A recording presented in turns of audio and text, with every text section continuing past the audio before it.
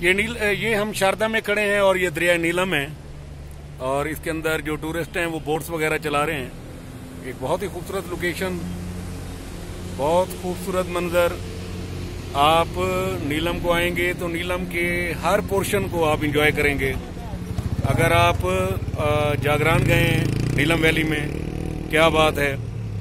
आप अठमकाम रुकें, आप रत्ती गली लेक, पतलियां झील, शारदा, केल, अड़ंकेल, तौबट।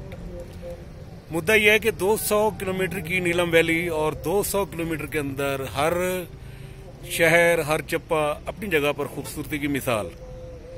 तो नीलम बहरहाल एक खूबसूरत ट्रैक है, इसको करना चाहिए।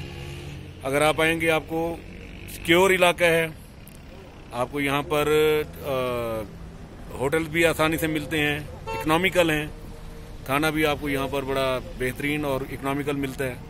एक खूबसूरत लोकेशन है।